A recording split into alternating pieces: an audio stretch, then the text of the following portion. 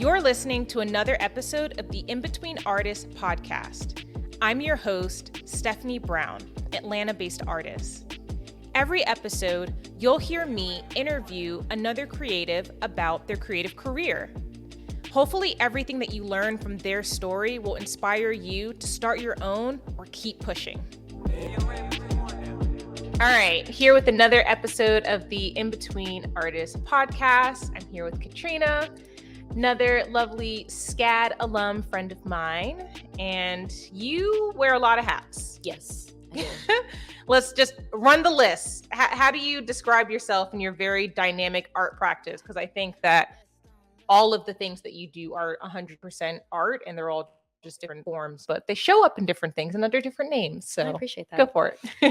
I refer to myself as a multi-hyphenate for now, until Gen Z re-identifies all of us. But currently I am a hip hop artist. I am also an art director, and I am a public speaker. So I talk about being a multi-hyphenate, cultural diversity, creative diversity, what that looks like in corporate America, what that looks like in our day-to-day lives, and how we can show up as our authentic selves in the workplace and in the greater world as a whole. Yeah, because that's a struggle, and most people don't know how to do that and need some help with that. So thank you for sharing your words and thoughts with the world and this next generation. Yes. So what are some of your like earliest memories of like, yep, I do art shit? Yeah. Oh man. Okay. I want to say I started out like just being really interested in music, which is interesting because my parents aren't artistically inclined, I don't think. They're both like kind of left-brained Air Force veterans, Sure. like so they live in a very regimented world. I am adopted, actually. So early on, I just kind of noticed like I'm living a really different life over here. I'm not really accustomed to this whole scheduling thing. Did you know you were adopted when you were a kid? Or did you like find out when you were older? I found out when I was like 7. So okay. Yeah, pretty much. So yeah, I knew that I was artistic. I knew I was really interested in music. I like would steal my brother's like CDs. Like rap wasn't allowed in the house specifically for me because I was so much younger. So I would go down to their rooms and like take little tapes, like, you know, Life After Death, Biggie, Jay-Z, Grave Diggers, like just stealing their stuff and listening to it on the sly. And then I remember my mom super into gospel music. So like taking a lot of like references from gospel music, and like in addition to that, looking at like album art and records, and like just loving photography, loving design on like these CD jackets and these J cards. And I miss CD jackets. I do too. It's a lost art form. We're not getting any of that in the digital age. But yeah, I think all of it started to converge. I was just like, man, this whole music thing has a lot of cool other, you know, parts to it, like packaging and, you know, things that I didn't even have like language for. I was just becoming more and more drawn to it. And yeah, I just kind of started developing like my own artistic talents from then on. So yeah. I love that. So what is time, right? So I'm gonna go back and forth from like past and present because I love full circle moments. And I love that for you. So hearing that as, you know, a lot of your early creative points and like seeing all those things, I think a lot of people don't realize all of the art around the music itself too. Yeah. There's so much. So present day, definitely we'll have to share links for people to see your stuff, but you are really thoughtful in the way you present your music, like super thoughtful. And it's not just like, well, I'm a designer, of course I have to be like, no, I mean, even if it's just like, I'm listening to you on Spotify, like I could see like that CD jacket or like having that visual feeling around your music as well. So I love to see that's totally a full circle moment for you because it's like what you're doing now is directly related to the things that were inspiring you and all those tiny aspects that inspire you. Like you're extra thoughtful about that now. And that definitely like comes together. Thank you. Thank you. I love storytelling. I only more recently realized how much I like storytelling and like world building. like during the pandemic when everyone was deciding what they wanted to do, yes. what they wanted to be. I was like, I like storytelling a lot. So I think that is like the base level, what I'm interested in, whether it's like writing scripts, writing songs, like creating like visual worlds. Like I think it's all for me like a little sci-fi experiment. So yeah, thank you. I appreciate the kind words. Yeah, what do you feel like are some like kind of milestone moments in your career that kind of led you to, oh yeah, like I'm a storyteller, like this is what I'm interested in doing? Like what mediums were you drawn to? What made you even want to go to art school? Yeah. Oof. I am a really big sci-fi fan. Okay. So just didn't know that. Yeah, I don't tell a lot of people. So I'm not a nerd. No, I love sci-fi. Sci-Fi Channel was like my jam. Tremors. Yeah, I'm into all that stuff, and being able to like see these different spaces that were not historically traumatizing and like and also just like didn't look like where I was, which is so interesting to me. And you grew up in Atlanta though, right? Yeah, I grew up on the south side of Atlanta. So are you into Stranger Things? Yeah. Not sci-fi enough for you. Got it. There's not no black people in it. You know what I mean? No, I like Stranger Things. Season one's great. Yeah. I just love sci-fi and love like watching sound in sci-fi too, like the sound design in sci-fi, seeing just how someone's like imagination, like I'm a very vivid dreamer as well, like, you know, I can more storytelling connections. Connections. Yep, Yeah. So all that kind of just like started building itself out. But I had no plans of going to art school at all. My mom, who just is a big believer and knew before I did that like this is your gift, this is what God's given you. I wasn't listening to her. I was like, I'm about to be a basketball player. My brothers play ball, my dad play ball. I was like, I'm about to be out here like Shirley Swoops, and I think that in terms of height, that didn't necessarily work out. And then I think my mom was just like, what do you could have been one showing them all, you know, like, wow, she's what height? 100%. Yeah. Like there's, you know,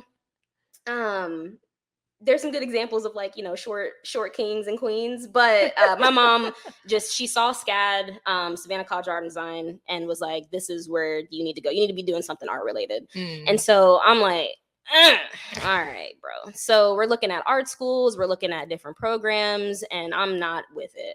I think I applied at SCAD, and she asked me, we were talking about majors or something, and my response was, oh, like I want to do tattoos, like I want to be a tattoo artist. And her, again, like Southern Baptist Christian, was like, we not doing none of that.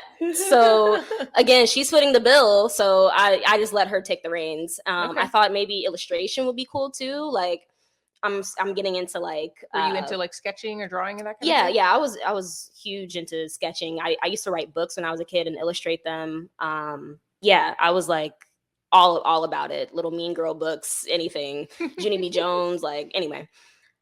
Yeah, my mom thought it could be interesting for me to do illustration. She did some research and she was like, this don't make no money. And so again, another idea shot down. And so I remember her literally pointing to the computer and being like, this is what you're going to do. And it was graphic design. I had no clue what graphic design was. And I didn't figure it out until maybe my junior year of college, actually, like what I was, you know, what that even was. I didn't know how to use a computer program. And I don't think she knew long term that the underlying the underlying necessity was money. Yeah. So I appreciate her for that, but I struggled a lot through college just figuring out like where my place was as a designer. What was the hardest thing for you trying to navigate that? Or some of the hardest things for you? The hardest thing was being the only Black girl in a classroom, looking at art and design references that didn't reflect my cultural, my culture. Huge missed opportunities. Yeah, we're talking about Bauhaus over here. We're talking about industrialism, brutalism, minimalism, and I come from a maximalist household that has a lot of color, and you know what I mean? Like, I'm looking at faces that don't look like mine, and I'm watching all these students go up and present things that like they connect with so seemingly, like so seamlessly. And I'm struggling just trying to get them to connect with what I'm communicating. I'm code switching in what I'm designing, and they're not understanding it. I'm talking to them. I'm making a poster about Erykah Badu. They're like, who? So, and they're using words that I also don't know. I came from, I'm from the South Side where like we talk how we talk, and I'm trying to like pitch work in a language that's kind of foreign to me. So the struggle was just being a Black face in a white space. And yeah, that happened. I mean, that was just my experience for 3 years until I got to Elevated, and realized that I could do what I wanted to do. So yeah. Tell me about Elevated. Elevated was a clothing streetwear store in Savannah, Georgia. My partner owned it, and it's like it was just all about like just punk culture mixed with like urban culture, and like it was really just a hub for creative minds, young, youthful. I remember minds. going to some poetry nights there and just getting an opportunity to listen to George sing. And... There it is. Yeah, I mean, a lot of amazing, talented Black thought leaders, were in Elevated. A lot of great designers were at Elevated, and I came to Elevated as a promotions director. When I was at SCAD Radio, I just kind of came in and was like, hey, I heard about this place. It seems really cool. And the owner, who's a really great guy, was just like, you seem really like driven and interested. What do you want to work here, basically? And I was like, y'all paying? Because that's all I'm looking for. And he's like, we can do an internship with you. I was like, but is it paid? And he was like, I'll figure it out. And he did. That was my first paid internship, and the only internship I was able to get into that year, because your girl didn't know design and my portfolio was garbage. But yeah, Mark, the owner, took a risk and hired me. And from there, I'm just watching all these different people from different cultures design, not for a grade, not for any sort of like not to fit into any sort of identity or box or era, just designing just because it was fun. And that was the first time I'd seen design for fun. It's a very healthy atmosphere. It was a very healthy atmosphere. And then it got not healthy. But everything has its time. Absolutely. But yeah, streetwear is, we don't talk enough about like streetwear in design, or urban culture within design, and like how the two things converge. Yeah. We like to talk about design in a very like systematic grid system. Yeah. And that was just fun. It was just fun to play in that space. Yeah. I can, what's coming to mind is Phil, husband, right? So he teaches design or foundation courses, and because he's from New York and that's just how he thinks and how he sees, like that's always very integral. Yeah. So I think about like the missed opportunities, if you're not seeing yourself or seeing your culture or anything like that, when we're talking about design, I think a lot of that is missing in all of art foundations. Yeah. In general, like not just even the design stuff, but even like the painting stuff and, like the still lifes and all of that, I think is a missed opportunity. And this is good to just share in general, right? Because it's not to say don't go to art school, but it's things to be aware of. I don't think any school can ever be necessarily perfect, but knowing where those gaps are, and then also knowing where to like fill those gaps. Yeah. So it sounds like you were able to also fill that gap culturally, but also even to maybe pointing to like what a future in design might look like for you through your internship experience at Elevated. Yeah. I think what I took away from that experience was that I could do things myself. I could create for myself. I could build a business for myself, and I could make space for myself. Independence. Absolute independence. Watching Mark build a business from the ground up and seeing like the ways that he was able to give other people opportunities through that business. Like, I didn't have to pitch myself to him. I didn't like, and he wasn't looking for anyone to pitch. He was just looking for people who he wanted to work with and thought, were interesting and cool. I think what's interesting, you're from Florida, and we're talking about education and like, these gaps. I mean, the ramifications of excluding culture within our education system and what that'll mean for an entire generation of kids they of color. Don't even know the half of what that impact is going to be. And the scariest part is we won't really know, until they come of age. So seeing that gap is wild. It's terrifying. Take your children out of school in Florida. Take them out, homeschool them, figure it out. Like, Black culture is like just resilience. Not that we want to be. Yeah.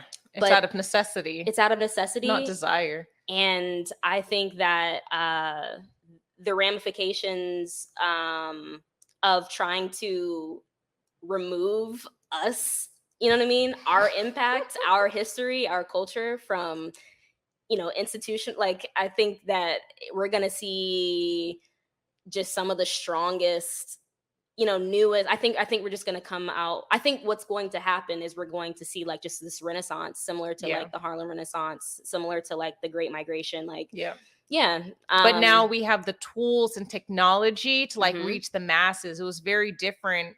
I can't even imagine like Renaissance movements back then. It's just very much a word of mouth, right? Or like people traveling from one place to another. But in a second, I can show this to millions of people across the globe. Like, what you mean? And I can't imagine like people are going to be like checking their teachers all the time. Oh, like, 100%. So on YouTube or, on TikTok, I just like, that's my, I think very superficial, like the changes that they're trying to make. Like, it's not, they have no clue what they've like poked.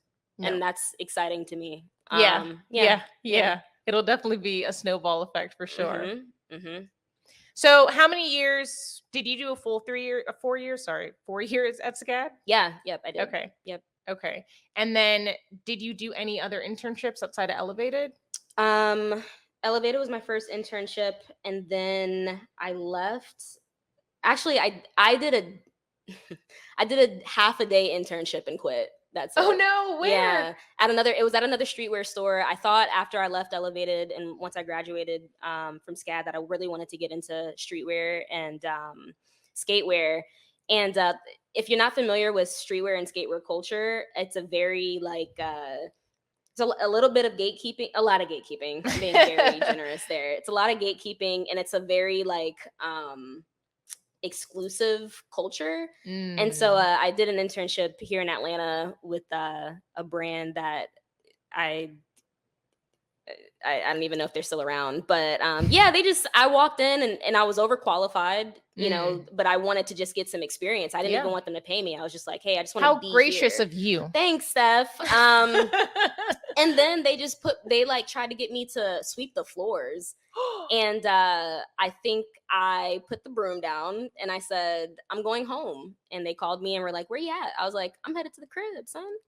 And that was it. From then on, I was like, I'll be starting my own business. Well, kudos to you for knowing your worth. Thank you. And I know we were kind of talking offline about just like the sense of urgency and importance of like finding work when you graduate. And you were in Savannah. So when you left Savannah, you came back home to Atlanta. And what did the job world have to offer you? What were you trying to figure out for yourself? In my mind, I'm kind of like following my parents' guidance. Sure. They, again, were in the military. So the idea was like, you work and you like retire. Like, there's no in between. There's no gap years. End of story. So I was working at Elevated, got my portfolio together, got some really great work in it, applied to a few different companies, got a job at an agency here in Atlanta that also had a dual program at Chick-fil-A. So I was working at Chick-fil-A's Innovation. Was that a hard job to land? Did you have any leads coming into that, or was that you cold like applying? They came to SCAD, and I just handed them my resume, not even knowing like what it'll entail. If you've ever been to like a career fair, you just know you're just running around like here, Yep. call me back. And so essentially it was a callback. It was a callback. Yeah. Nice. And I literally started I think we graduated SCAD, we moved our stuff out, and that next Monday I was in the workforce, and I've been, I've been doing that since. And so I was in a half program Chick-fil-A Innovation Lab, as a kind of like a junior designer, and then working at this agency part-time as well. So it's like half and was half this a salary, hourly? And we just had like some cultural differences as well. Wasn't really feeling I think that I had a bit of a chip on my shoulder. I knew I wanted to own my own business. Mm-hmm. I knew how I wanted to run my own business. I was also 20 years old, so I knew everything. And there were just certain aspects of like what we were doing that I saw were gaps between like our target audience and our team. I think what's interesting, that the thing that we saw in 2020's like DE&I stretch was how much we really do need like cultural input in between, design output and ideation. But at the time, this is 2015, there wasn't that. So, we're designing for the masses, which we all know what that's code for, right? Right. So yeah, I'm dealing with like some microaggressions. I'm dealing with briefs that are missing the mark. I'm dealing with, a team where, again, I'm like one of 2 Black people that, is raising their hand and saying, hey, this doesn't sound culturally, sensitive, or it's hitting a mark, and them being like, who are you again? Like, you hit the button, sweetie. So, I left. What was your formal title there? I was a junior. I was a graphic designer. I started as a junior designer, and I think after our Chick-fil-A junior design group transitioned, I was just a graphic designer. So you left there. Mm-hmm. I think what I love, and I'm familiar with some of your work history. So, but I think in your retelling of it and knowing where you are now, I think it's also a really great thing for people to learn, like, how do I advocate for myself? How do I identify what I love and don't love? Mm-hmm. And then how do you also just maintain? Because like at the end of the day, you do need a check, mm-hmm. right? And you do need like money to survive, mm-hmm. but you have these bigger aspirations for yourself. You have these other things, these other trains on the tracks that you're trying to move. Yeah. And yeah, that can feel really stifling. But I think that sometimes a lot of creatives feel like it's one or the other, or it's all or nothing. And sometimes you need to be in the mix of them both. Yeah. Because you learn from it. 100%. I think what I learned in the first 2 years, so I've had a lot of jobs. So one of my rules after that experience, I learned that I shouldn't stay anywhere longer than 18 months. So that was my new rule. Up until recently, that's been my rule. 18 months and I've, peaced out. The other thing I learned is that the job I have is an investment towards a life I want. Yes. And it's not the life I want. So in leaving that first experience, I don't know, it was interesting to be out on my own. I freelanced for a little bit. I was going to ask if you prepared a new job beforehand or if you tried freelancing, but I ended up freelancing. And that was a huge struggle too. Like freelancing as a junior designer is incredibly difficult. I think. What challenges were you facing? Your understanding of how to client manage, I think, is very low because your engagement with adults in general is low. So there's that. You're not seasoned in client management. That also affects, developing like further relationships and networking, that kind of thing. In addition, your skill level is just, you're a junior designer. You're not understanding how to project manage at the time. Also, I'm realizing I'm setting my salary or my rates very low. My rates just include like what it takes to do the work, not like what it takes to pay my gas bill. So tell me what one of your early rates were that's low. I remember one project was so low that I was having issues with the client because it was so low. If that makes sense. Like how do I say this kindly? Um, the caliber of client. Oh.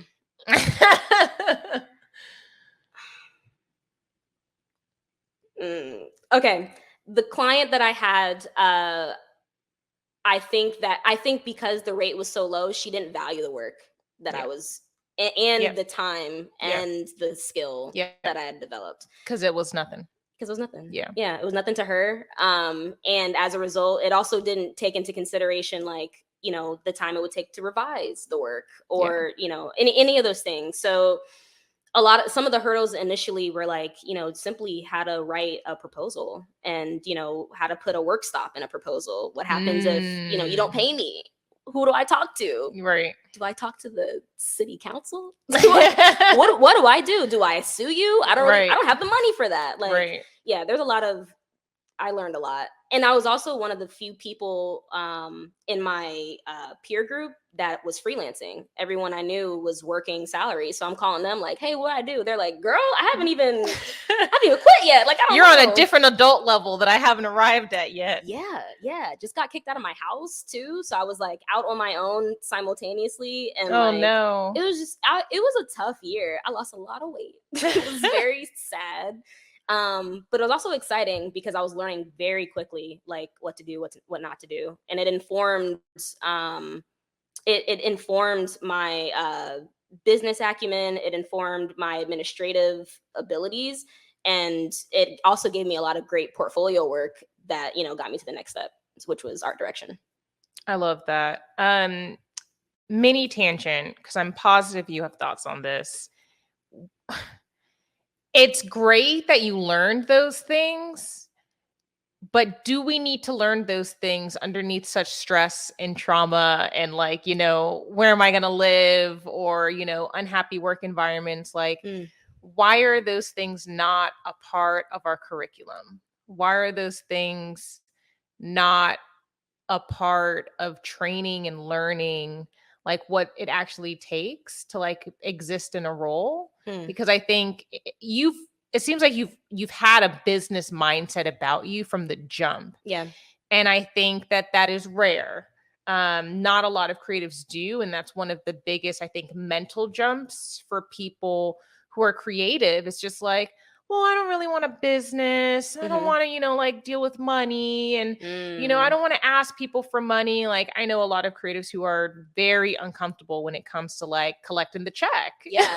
Yeah. Or like even pricing themselves or all of those things. There's all this discomfort around it. But I think that there's discomfort around it because we don't talk about our creative identities and selves as a business.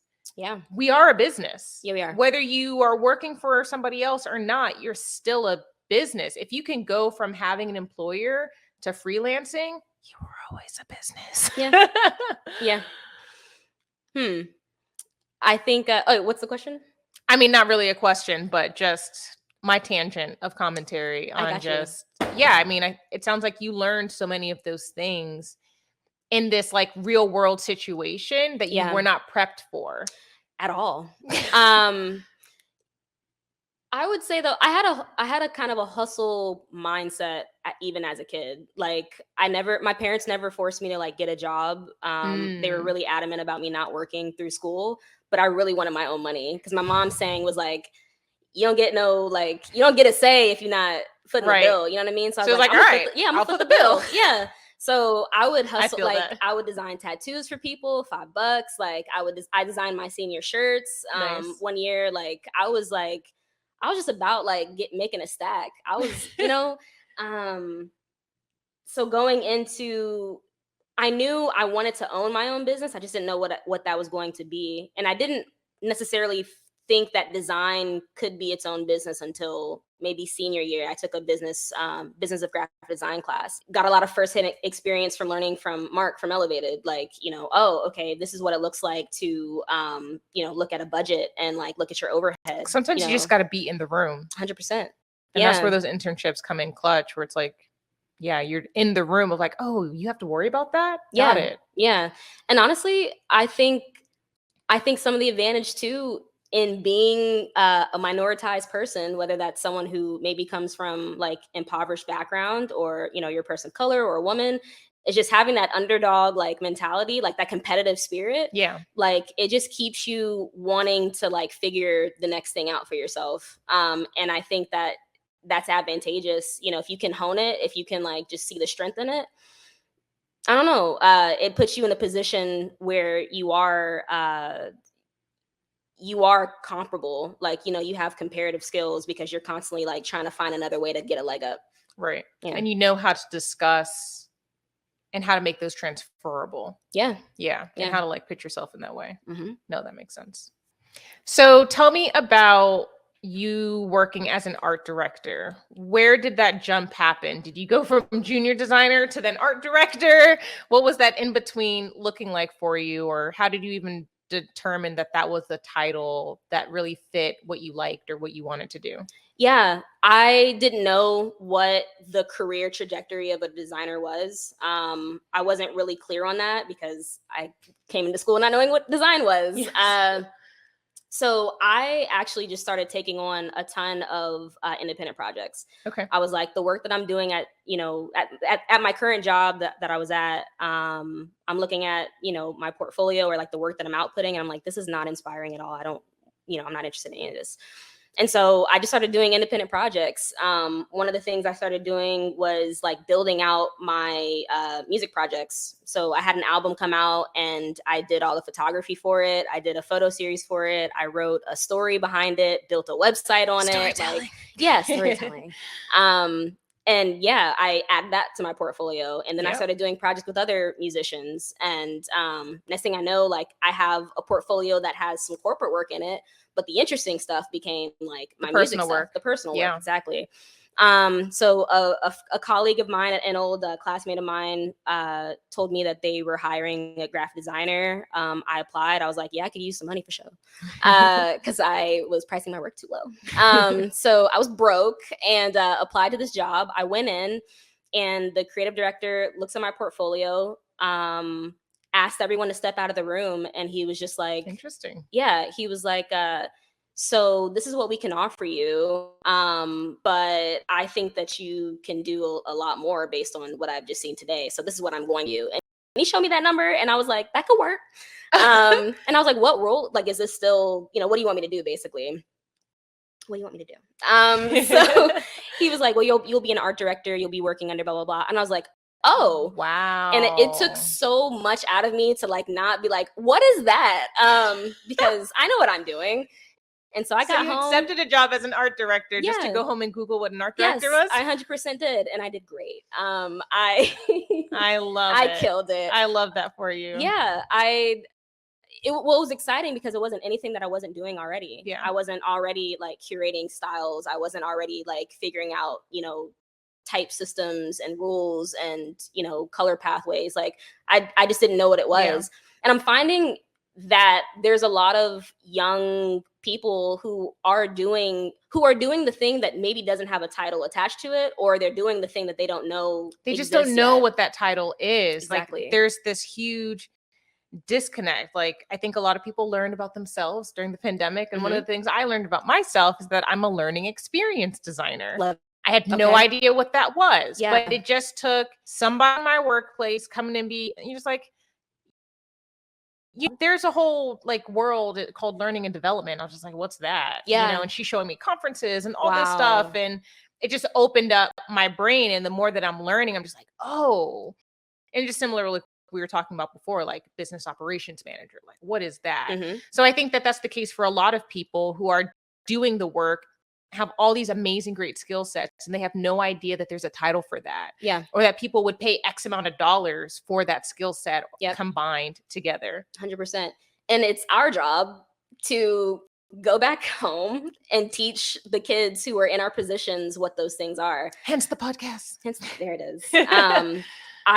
So 2020 pandemic, one of my favorite projects that came out of like the big D&I boom was these initiatives that and just the thinking, just the ideas that like there is a huge gap between Black workforce and Black high school and like the pipeline between high school, middle school, high school, college, and the actual workforce is wider than we can imagine. Yeah. Because one thing I learned, so during the pandemic, I was working at Warner Media, and again, Black face in a very non-Black space.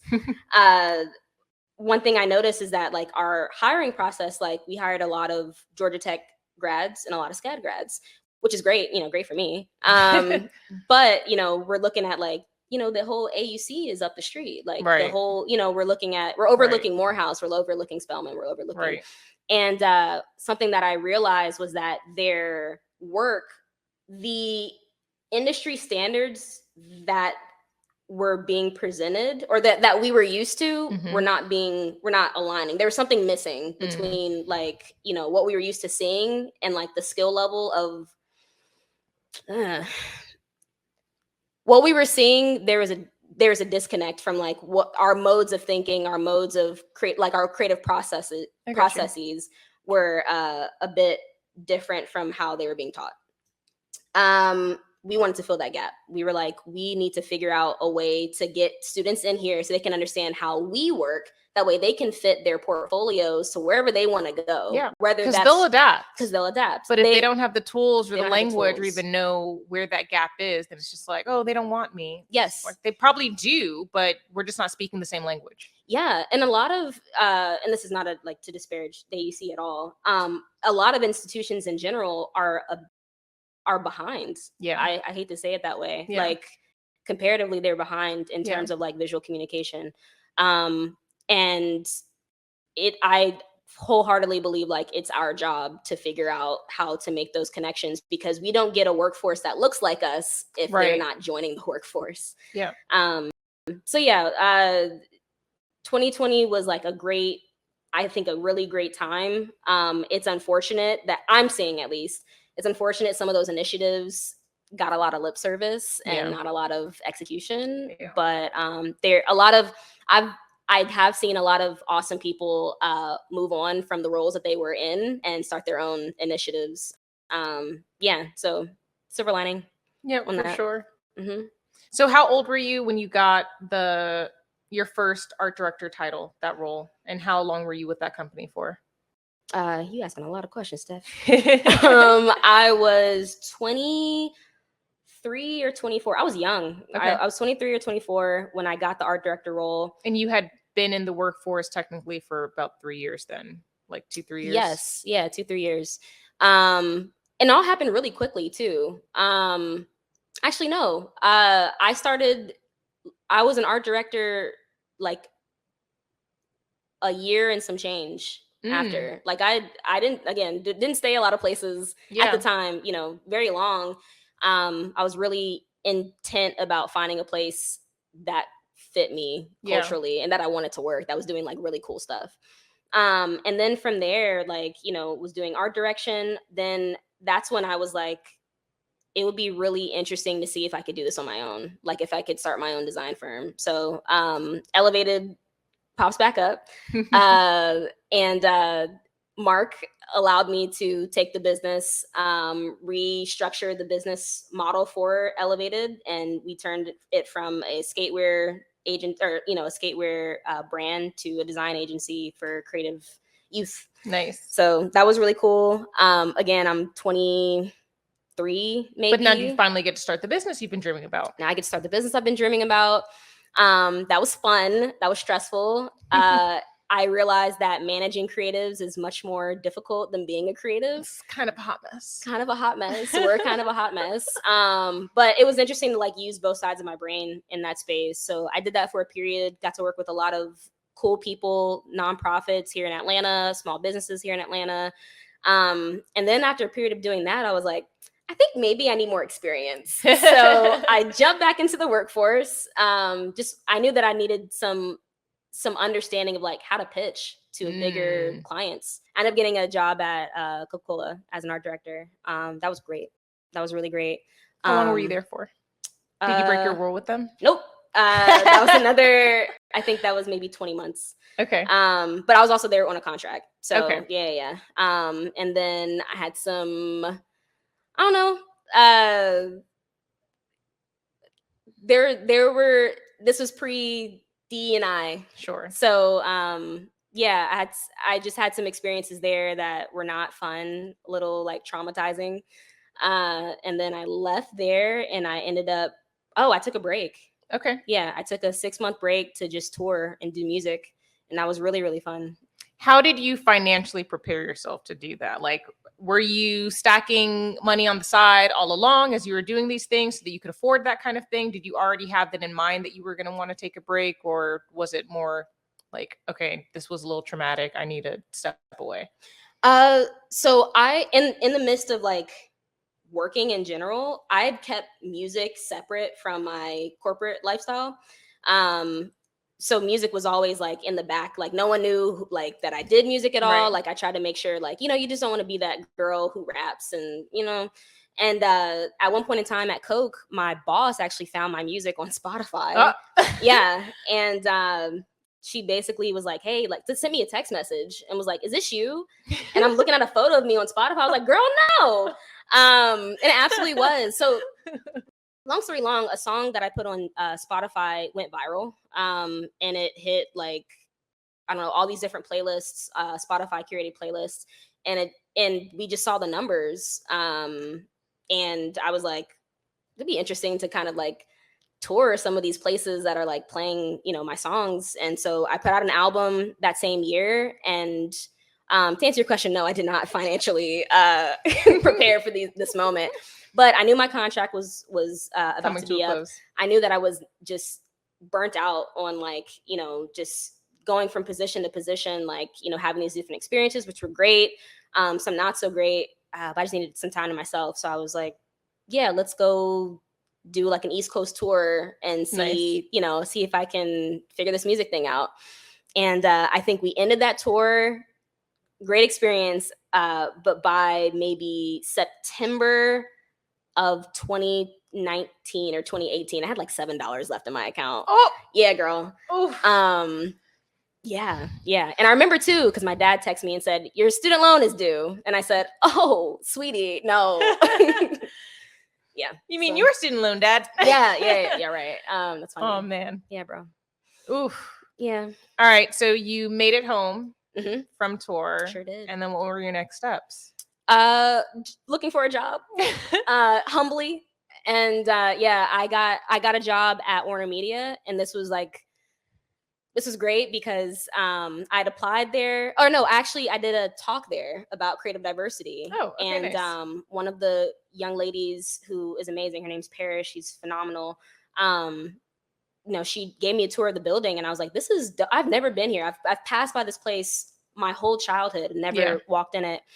And I was like, this would be a really cool place to work because I love TV. And I loved working at Warner Media. They were so sweet. And I think also just having the experience that I'd had of like really great jobs, really not great jobs, really awful experiences. I walked in it like, you were ready for it all. It's just like not sure which direction it was going to go in. It's just interesting being broke and getting a job. Like, not like college broke, breath of fresh air. Yeah, just like I took a pay cut. I took the role that I took was below what I was used to. Okay. Not below, but Sure. I took a pay cut. I took a role shift, and I had the best time because I was thankful I was thankful just to be employed. Yeah. And also it's great to have great management. Yeah. My manager, his name was Paul, and makes a huge difference. Yeah, he made me feel appreciated, which was new, completely new. He made me feel like the work that I was doing was helping out a greater good, like a greater team. And it's interesting to say because it's a media company, but I felt appreciated. I felt fulfilled. I felt all the things that I felt like I was missing at my other roles. So yeah, I was willing to stay there forever. I was like, I'm gonna be here looking at I get to watch TV all day. Exception. No one's bothering me. And that was the other part too. I think people misunderstand the ways that creatives work. A lot of us are not extroverts. A lot of us work in silos. And unfortunately, I think the people who build teams, the people who manage teams, from the VPs to the CEOs, the C-suites, are extroverts who like to be in the office and like to talk to their friends, and that's all fine. When you're managing creatives, like understanding like it is emotional to create, like it's an emotional experience. You know, there's a lot of output that's occurring that's we're not even thinking of, that is subconscious. And being able to go take a walk in the middle of the day could be more beneficial than sitting in a war room. Why are we sitting in a war room and brainstorming? That sounds comforting. Yeah, like I think our ways of working are just so hyper masculine, kind of violent, a new word I started using thanks to Audrey. And they are not progressive, not as progressive as we think that they are. Yeah, that's my perspective. When did you leave Warner Media? How long were you there for? I would think I was there for 2 years. I think it was. I was willing to die at Warner Media. But I ended up leaving a little bit after the pandemic, because the pandemic, as unfortunate of an experience it was, in terms of the job market, in terms of capitalism, it opened up so many different avenues. I basically worked at Chick-fil-A, Coca-Cola, Warner Media, and then, you know, Atlanta agencies like, you know, Home Depot, even Atlanta-based agencies, my entire career. Next thing you know, I'm getting like job offers from places in New York and places in, you know, that remote life. Yeah, that remote life. And I didn't know what that looked like, you know, working at a company that was, you know, wasn't based where I lived. But I knew that I was going to be working with people in different like parts of the country, which would give me a different cultural experience. So I worked in an agency that was based in New York, called Analog Folk. And again, made me feel, my creative director, Jim, was so phenomenal.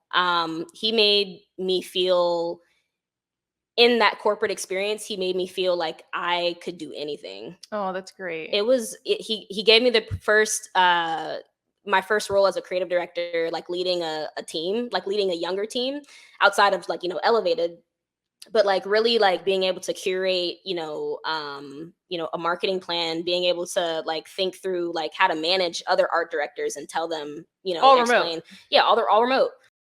But I remember my interview with him. One of the first things he said, he was like, "You're kind of prolific, aren't you?" And I was like, "Bro, yeah, I really am." No, it was just great to like just something that I'm learning now that I'm out of my 20s, is that when you're young and confident and have kind of like an edge. I think that can be intimidating to people who live within like a very circular, like, you know, like I was the girl who was, you know, working 9 to 5, and then at 5:30 I'm out because I'm about to go like perform. Like I came to work like in like a big puffy orange jacket, like just being punk as hell, like just all the things I knew from Elevated, and I just wanted to keep like just an edge because I knew that was the best way to design. And I didn't realize it until later, until like I got like these confirmations from, you know, just good creative directors who wanted me to be creative, like didn't want me to just make creative stuff, but wanted me to be. Yeah. I just realized like, oh, the places I was working, like they were like intimidated by what that looked like or what that meant to them. And it's no shade to anyone who like, you know, lives,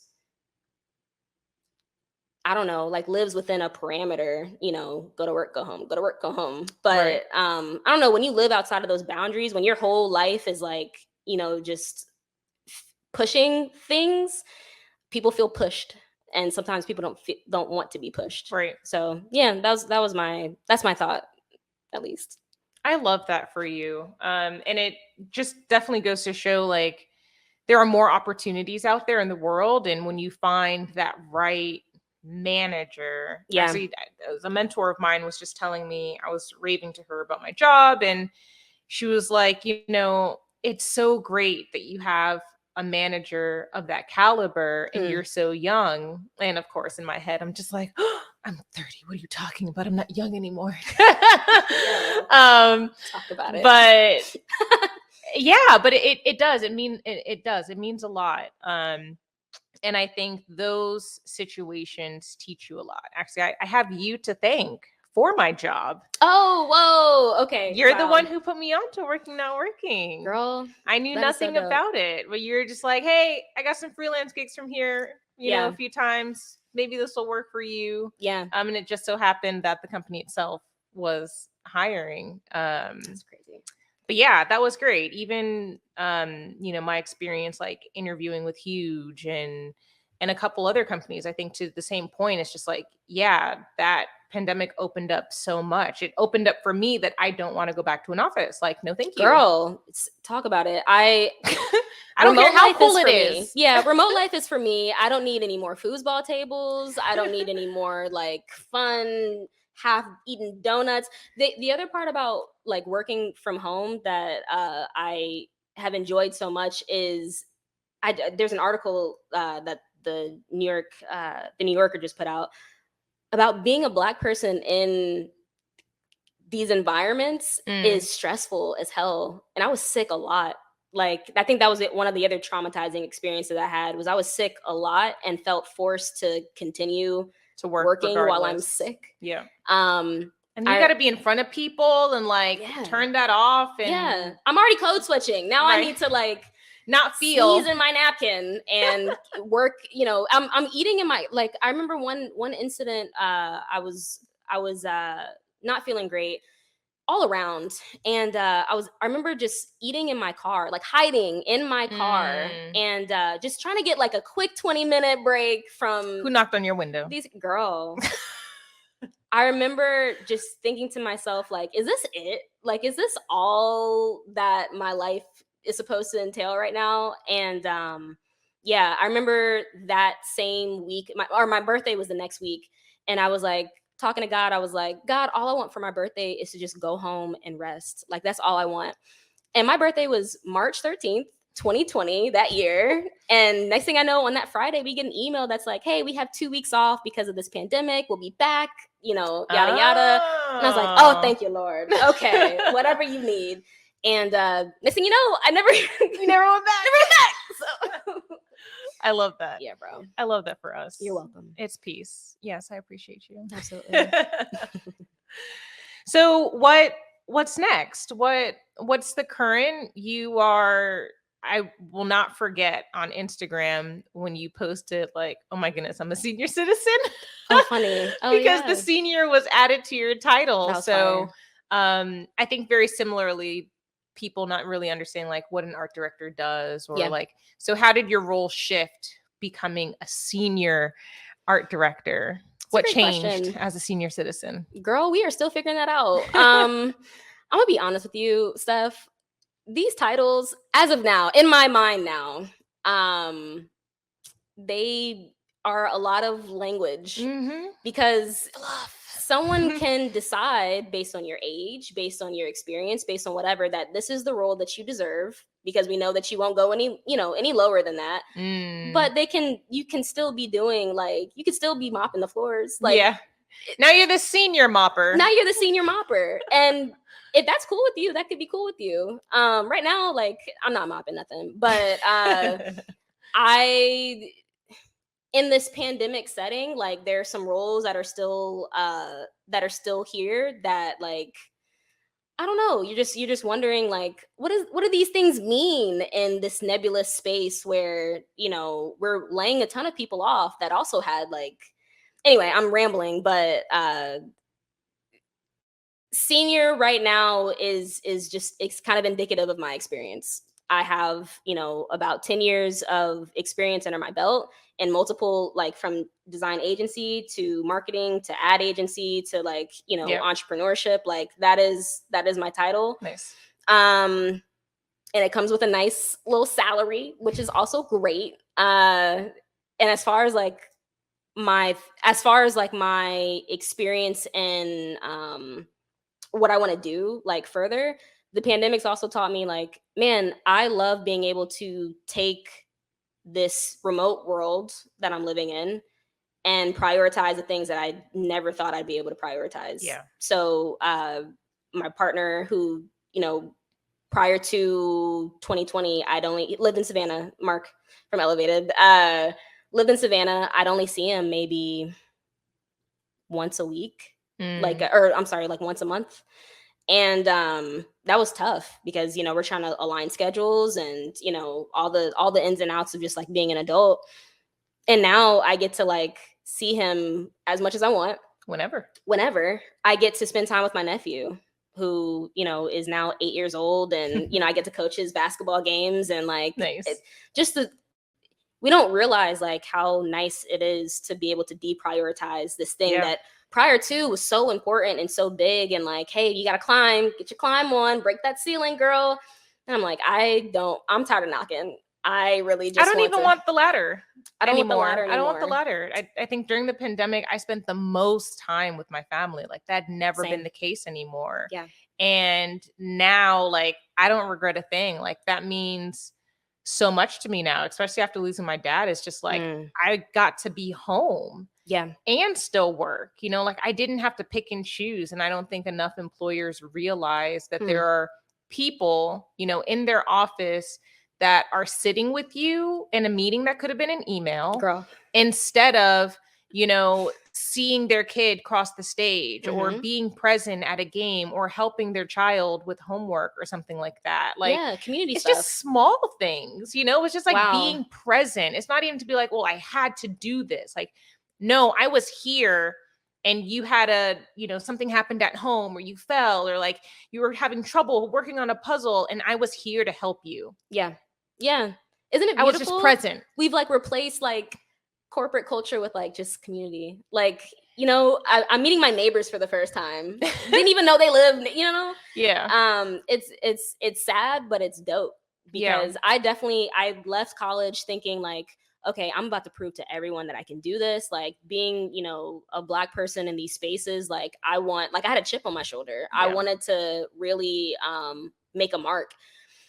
And now I just want to be there for my goddaughter. I want to start my own family. I want to move potentially because now, you know, this digital nomad life is possible. Didn't think it was, or it ever would be. I'm taking full advantage of like what the possibilities are now. And thankfully also, I made a lot of sacrifices, lost a lot of sleep in my 20s so that now I have a salary that will allow for me to like save up a lot so that I can, you know, achieve some of the personal goals that I didn't think were achievable this soon. And I really think like that's the new move or should be the new move for creatives. It's just like, okay, whether you go to school or not, because I am not going to advocate for anybody to spend money on a degree that they can't afford, but whatever way you end up learning your craft or whatever, like we have this time frame to just gain as much experience as possible.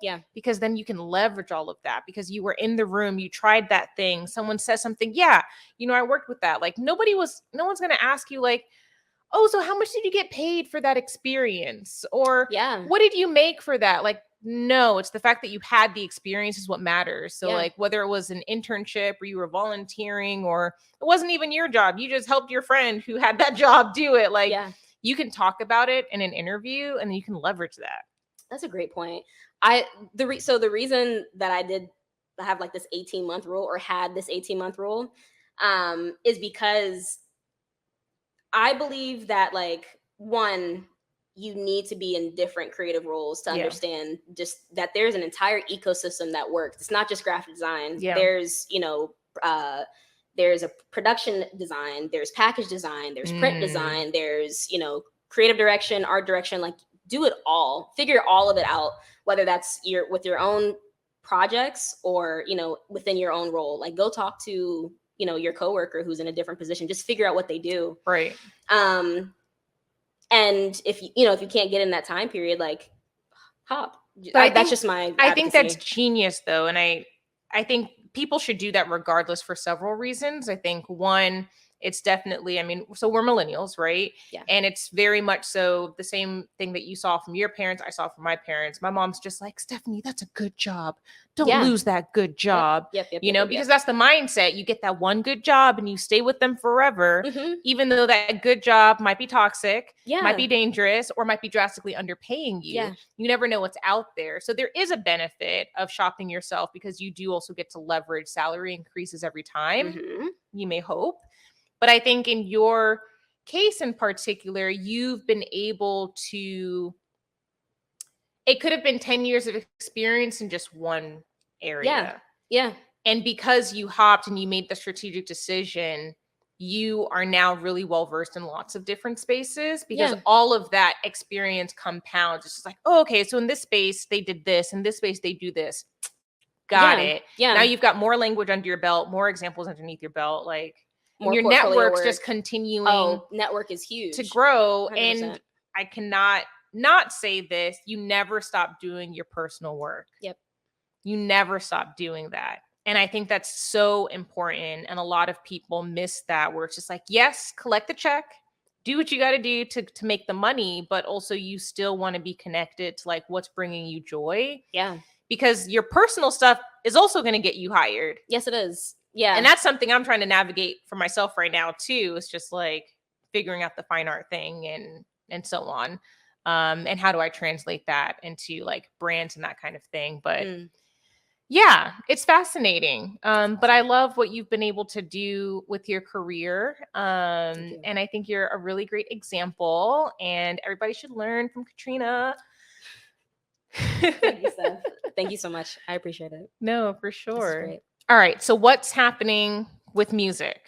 What's happening with music? I am currently doing a summer music series where I just put out like 7 songs for 7 weeks until the end of the summer. Okay. That's been really fun. I'm trying out like different formats, like short form songs, short form video content. So that's been pretty cool.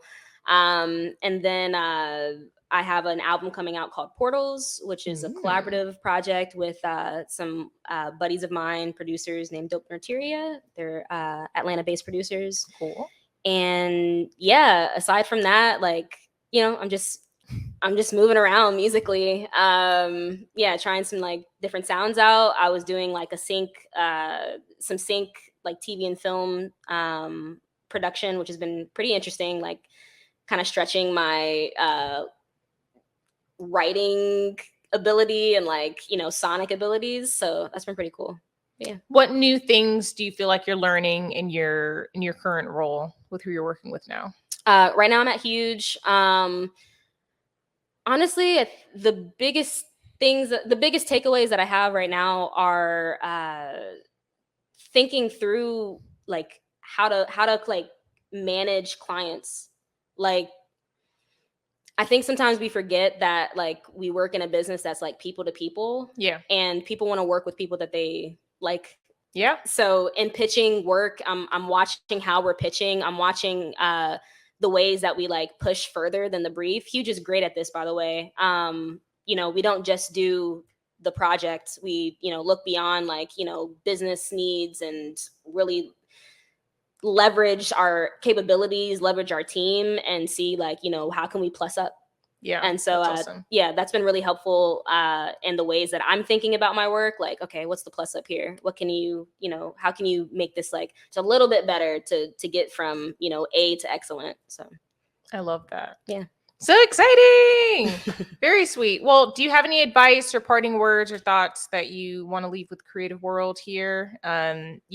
A big part of this podcast is not just for those who are actively in the creative world, but even those who stepped away and maybe they're struggling to get back, or that they're looking to be in a creative role. That's a great question. I would say that a lot of our creative existence is built around like our own self-reflection. I know we talked about that a minute ago. What it looks like to, find your why, what it looks like to find, spaces that maybe don't even exist and making them yourselves. We talk about, building the table and not just waiting for a seat at it. So I would just encourage more people to not feel like there's any tension none of this is real. I guess like the corporate jargon that we use, the gatekeeping that's there, it honestly is not real. It's fake. And you can create these spaces for yourself if you don't see them available for yourself. I've met a lot of people, a lot of awesome creatives that are, you know, well beyond their, you know, quote unquote, like youth years, you know, that fun period. And they're getting back into creativity, I think, because they're realizing like, oh, this thing that I was told, you know, doesn't exist because I haven't done it yet. And, you know, now's a great time to do that. So anyway, my best advice is just to start. And if you can just start and get it started, like that's like 100% of, yeah, you know, the friction ironing out. Yeah. I love that. Sweet. Well, in the comments description below, we'll be sure to add information so that you can follow Katrina, and maybe you'll find an in-between artist mentor in her experiences. Yeah. Thanks for joining. Where they watch the W's, hyphy off the nonsense. Value in the objects, giving you the toxins. You can't reach the fifth when you get into the gossip. You can't get me down when I'm raising up the conscience.